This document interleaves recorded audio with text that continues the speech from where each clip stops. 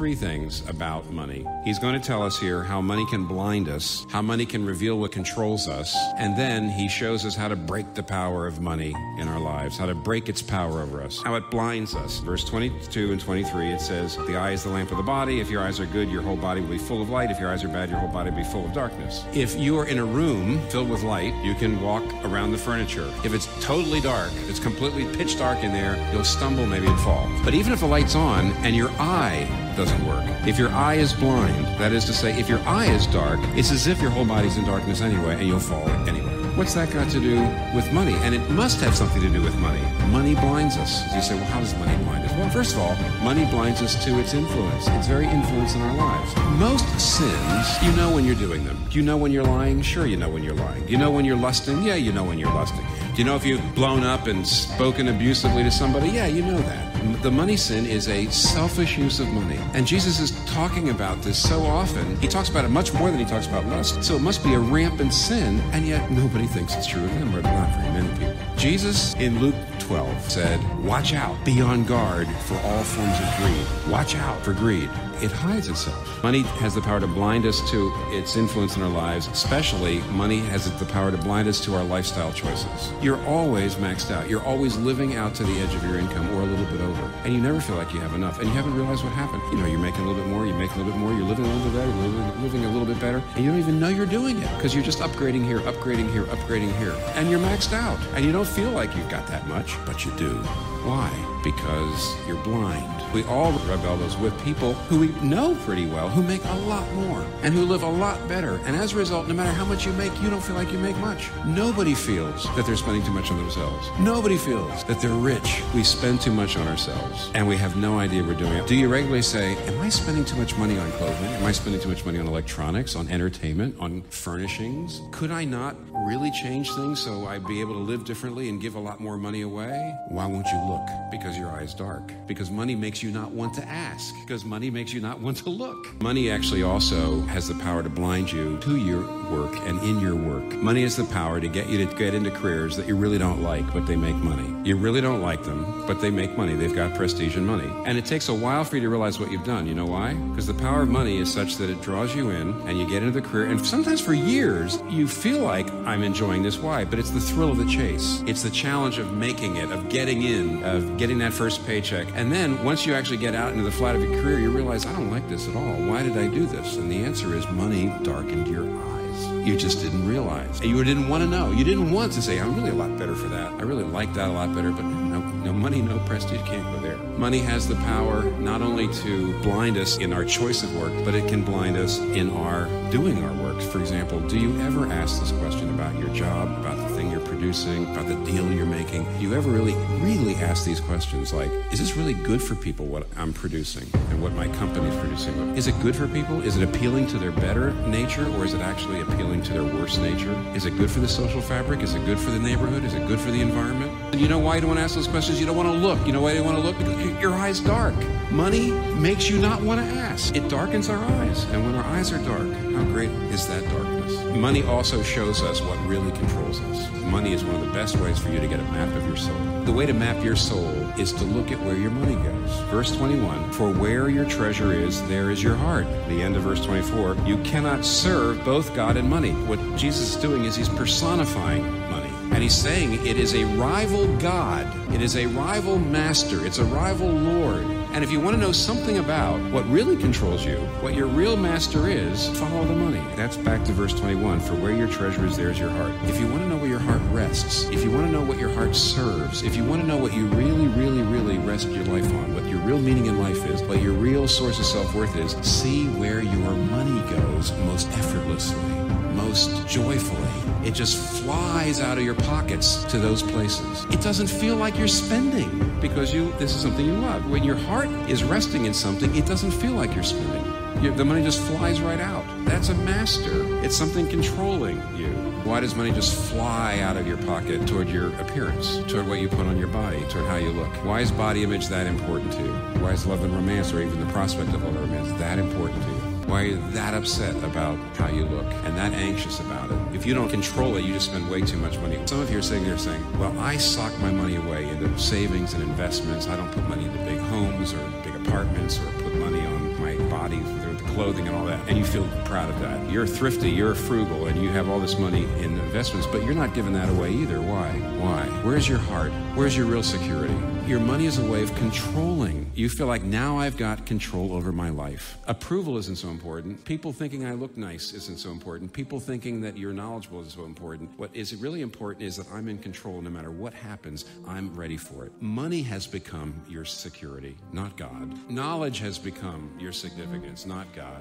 Beauty has become your significance, not God. Do you want to know where your real salvations are, your real masters? Follow the money. Where your treasure is, that's where your heart really lives. Does your money just fly out of your pocket toward the poor, toward ministry, toward the things that God cares about? No, it flies into your savings, or it flies into your clothing, or it flies into your home. It flies all kinds of places because those are your real masters. Do you see that money is the chain that enslaves you to the real things that drive you? How do we break the power of money over us? And Jesus is very, very practical. He tells us, first of all, you have to locate your true treasure, and then you have to relocate your true treasure. He says, do not store up for yourselves treasures on earth, where moth and rust destroy, and where thieves break in and steal. Everyone has treasures. It is an essential part of being human. A main part of intimacy between two persons is precisely the mutual knowledge of their treasures. To discuss our treasurings and our treasures is to deal with the fundamental structure of your soul. So the first thing you need to recognize is that you've got things that you treasure, and it really tells you who you are, what your identity is, and what your hope is. So you need to realize that they're out there, and those things are not God. The other thing Jesus says is, I want you to see that the reason why your life is so fragile is because you've treasured those things. He literally says, do not treasure treasures on earth. That is to say, when it comes to earthly things, don't treasure them. Why? Because moth and rust destroy, and thieves break in and steal. And so what Jesus is trying to say is, if your treasures are earthly things, you're always going to be worried. You're always going to be insecure. You're always going to be fragile because of the moths, because of the rust, and because of the thieves. If you worship money and things, if they are where you tap real meaning in life, you will never feel you have enough. Worship your body in beauty and sexual allure, and you will always feel ugly, and when time and age start showing, you will die a million deaths before they finally grieve you. Worship power, and you will end up feeling weak and afraid, and you will need ever more power over others to numb you to your own fear. Worship your intellect, being seen as smart, and you will end up feeling stupid, a fraud, always on the verge of being found out. Jesus says, if you treasure being seen as smart, you will always feel stupid. If you treasure looking good, you will always feel ugly. If you treasure literal treasures, you will always feel poor. If that's your security, you will always feel insecure. And therefore, the fragility of your life, the ups and downs of your life, the anxiety, the fears, the anger, it's coming because you treasure earthly things. Earthly treasures are your treasures. See that you've done that. See which things you've done that to. That's the first step. Extremely important. But then the second step is now relocate your treasure. Jesus tells you what to do. He says, but rather store up for yourselves treasures in heaven, where moth and rust do not destroy, and where thieves do not break in and steal. What he's saying is, go get a source of meaning and self-worth and security and hope that is not subject to circumstances, that no thief can steal, that no person on earth can stop, that nothing else can change. Then you'll be totally, solidly secure. You say, how do you do that? The Apostle Paul tells us in Colossians 2, he says, Christ, in whom all the treasures of wisdom and knowledge are hid. Well, where is Christ, this great treasure? He's in heaven. Because in chapter 3, Paul says, since then you have been raised with Christ, set your hearts on things above, where Christ is seated at the right hand of God. Set your mind on things above, not earthly things. For you died, and your life is hidden with Christ in God. And when Christ, who is your life, appears, you will appear with him in glory. But 1 Peter chapter 2, verse 7.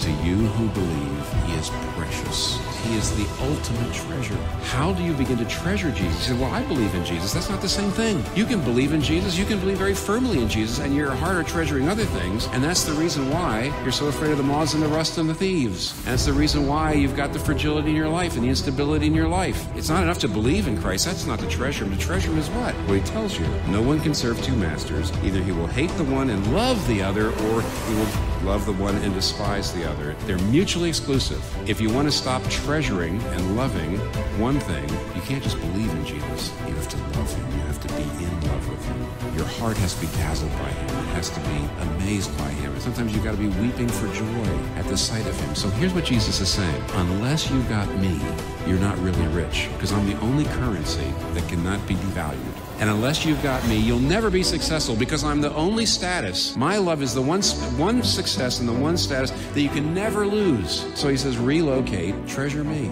On one level, we all know this stuff already. It's been codified in myths, proverbs, cliches, epigrams, parables, and it's the skeleton of every great story. The whole trick, though, is keeping the truth up front in daily consciousness. He says, you know you shouldn't be setting your heart on these things, that they're going to drive you, they're going to disappoint you. But the real trick, he says, is keeping in daily conscious, to treasure Christ so that your treasure is finally safe from the moth and the rust and the thieves. It goes like this. You need to see why he came to earth. He had all the treasure. He had all the status. He had all the security. He had all the honor. He had all the beauty. He had all the wealth. He was in heaven. He had all those treasures. Why did he come to earth? There must have been something that he treasured so much he was willing to leave it behind. I mean, that's the only reason he'd come to earth. There must have been something that he didn't have in heaven that was so important.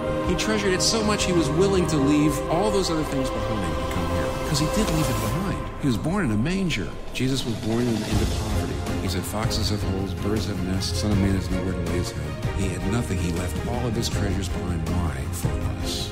We're his treasure. 1 Peter 2:9, you're a chosen people, a royal priesthood, a holy nation, God's own possession, but the word means treasures. And when you see Jesus Christ dying naked, dying with nothing, losing everything, when you see Jesus Christ treasuring you, when you see Jesus Christ making you his treasure, that will make him your treasure. That's the only thing that will make him your treasure. It's the only thing that will bring your heart away from all these other things. You'll start to treasure him, and then you'll be free. You know why? Because then money just becomes money. It's not treasure anymore. It's not your means to all these things. It just becomes money. It's just money because you've got what you want in Christ. How much less addicted you are to spending it on all these things that you think are going to bring meaning in your life. When Christ brings meaning in your life, money becomes money.